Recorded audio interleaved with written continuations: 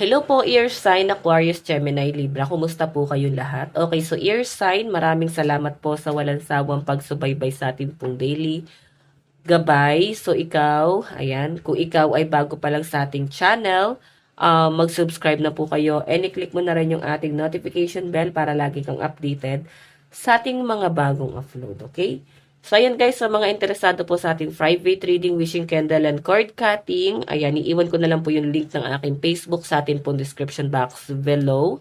And sa mga hahabol pa guys, sa ating wishing candle and cord cutting ngayong full moon, magmamanifest tayo sa full moon, okay?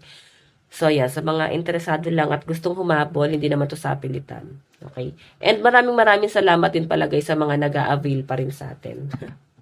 Okay? Sa mga nag-a-avail ng private reading, especially ng wishing candle and cord cutting. Okay, so tignan natin guys. Gabay kapalaran.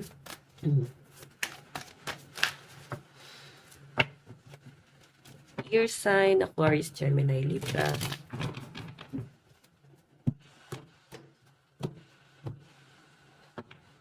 Ear sign. Isang shuffle pa daw.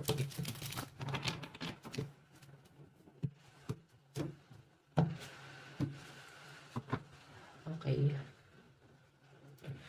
So, meron tayong Three of Wands. Success, support, expansion, opportunity, coming, travel. So, yung iba sa inyo guys, parang feeling mo nag-iisa ka. Ayan, nag-iisa kang nakatayo dito, ni wala man lang sumusuport sa inyo. Wala man lang umaalalay sa'yo. Parang nafe-feel mo, no? I think, applicable lang to sa family mo. Parang feeling mo hindi ka man lang supportahan ng family mo. Pero pinababayaan ka naman nila sa kung ano yung gusto mong gawin sa buhay mo. Pero yun nga lang guys, yung support, hindi mo siya ma-feel sa kanila, no?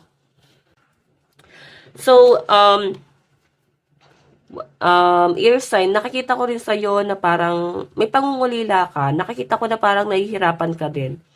Okay, nahihirapan ka ngayon na parang wala kang masandalan, parang wala kang matawag na pamilya. Siguro may mga broken family na, wala na yung nanay or tatay or isa man lang sa mga magulang nyo pwedeng wala na. So, parang hindi nyo guys na-feel yung parang kalinga or parang umalalay sa inyo. Hindi nyo guys na-feel yon. Okay? So, siguro ngayon, may sabi natin na nagiging successful ka na sa ibang larangan.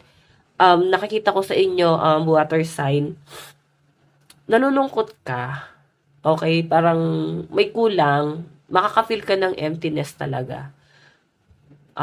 Parang hindi ka natutuwa. 'Di ba sa ibang tao dapat natutuwa kasi nga may success sa buhay nila, pero ikaw pwedeng nagiging parang na-frustrate ka. Ayun nga, nakaka-feel ka ng emptiness, nalulungkot ka.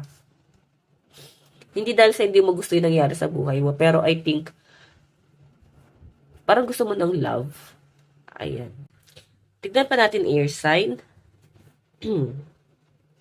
Nahirapan kayong matulog. Siguro may mga ear sign na parang madalas sumasakit yung ulo nyo. May mga nararamdaman na kayo.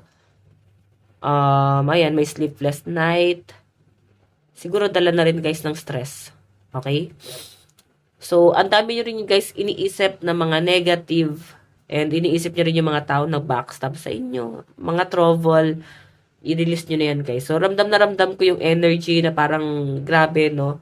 Napapabayaan nyo ba yung sarili nyo, ear sign? Ay, no, may mga nagkakasakit, to. Tapos parang feeling mo wala nag-aalaga sa inyo. Okay? So, yan ang nakikita ko sa mga ear sign. Titingnan pa natin, guys, no? So, grabe. Grabe. Ito, guys, dala ng stress mo to kung bakit parang hindi ka gano'n nakakatulog ng maayos. Anxiety na rin. Depression na rin siguro. So, meron tayong 10 of Cups, happiness, happy end, completion, family, harmony. So, I think ito, tignan mo yung energy mo, napaka-negative. So, I think meron ka ng ibang binuong pamilya at masaya ka na sa pamilyang nabuo mo. And I think sa ibang, sa pamilya mo na, sa mga magulang mo, sa mga kapatid mo, hindi mo ma-feel Or pwedeng, kung wala naman guys problema, pwedeng nakikita mo na parang may mali. Okay? Hindi lang guys sa pamilya mo, pwedeng sa pamilya siguro ng person mo, baka broken family doon. And pwedeng yun ang naiisip mo na nagpapabigat din sa kalooban mo. Or pwedeng may nauna ba bang asawa tong pamilya, yung asawa mo, ganyan. Okay? So, kung may naunang asawa, then I think yun yung parang pinag-overthink mo. Sobrang nahihirapan ka sa sitwasyon ninyo. Pero masaya naman kayo ng person mo.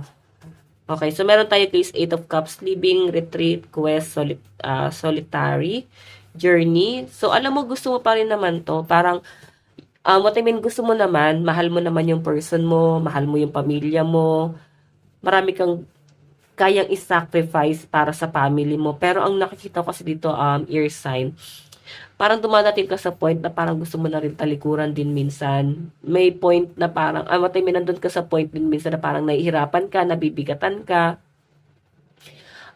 Minsan nakikita ko sa inyo guys, nakikita mo na parang ikaw na lang yung nagsasacrifice. Lahat sacrifice mo. So, parang hindi mo na makuha yung true happiness. Okay? So, meron tayong the Chariot. Triumph, willpower, control, movement, progress, and travel. Okay. So, may nakikita ko dito guys, parang may opportunity na paparating sa inyo. Pero kailangan mo na mag-decide. Okay, kailangan mo na mag-decide ear sign. Kasi ang bilis lang ng opportunity na to. Okay? Parang hindi sila mag-aantay sa'yo. Ganun yung nakakita ko. Pero ang ganda ng opportunity na to. Tignan pa natin ear sign. Okay.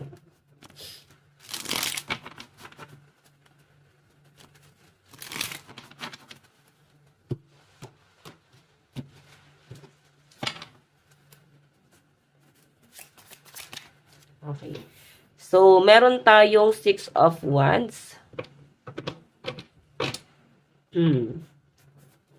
Yung iba sa inyo guys, siguro nalulungkot kayo. Parang gusto mong bumalik sa dati. Siguro sa physical appearance mo to, medyo na-insecure or parang may bago-bago nangyayari sa physical appearance mo. So, parang gusto mo siyang i-workout ulit. Ayan. So, wala naman guys masama doon kung gusto magpaganda or magpagwapo. Okay? So, ayan. Meron tayong 5 of Wands. Naguguluhan ka, nahihirapan ka. Nakita kong parang magulo na yung isip mo guys. May nakakaalitan ka pa yata guys. Siguro dahil sa itsura. Parang napag-uusapan yung itsura tapos parang may nag-aaway. Napapabayaan mo ba yung sarili mo? Okay. So, ano to guys new beginning. Ang ganda ng comeback dito guys. Ayan. So, nakikita ko sa inyo guys. Taste lang. Okay, taste ka lang kasi ito guys yung wish card na sa'yo. Makakapag-build ka din ng foundation. Mabubuo mo rin ulit yung sarili mo. Lahat ng mga iniisip sa inyo guys, ng ibang tao na negative, nakikita ko na ma-overcome mo yan. Okay? Nakikita ko dito water side na magiging maayos din lahat ng takbo ng kapalaran mo. Okay? Tignan natin advice. Your commitment is everything, even if that requires doing it alone. So, nagets nyo naman, guys. Ayun yung sinabi ng card mo. Lucky number mo is 17 and 26. Parang sinasabi dito na parang, oo, parang ganito lang, guys, sa pamilya. Okay. Or sa relationship. Yes. May commitment ka sa taong doon. Pamilya mo yon, kamag-anak mo yon. So, pwedeng kahit ginagawan ka nila ng masama, or sabihin na natin guys sa mga kaibigan mo, kahit ginagawa ka ng masama niyan, or kahit sa katrabaho, parang sinasabi dito guys na, yes, may utang na loob ka sa kanila, pero hindi ibig sabihin na dapat tapak-tapakan ka na lang nila. Parang ganyan. Dapat matuto ka rin ipagtanggol yung sarili mo. Okay, so water sign, ito lang, ear sign, water sign. Fish kasi nakita ko, sorry. Baka water sign ka din yun, no? Cancer, Pisces, Scorpio, air sign. So, ayan, ear sign. Ito lang po ang inyong reading. Bukas po ulit. God bless and love you all. Bye-bye.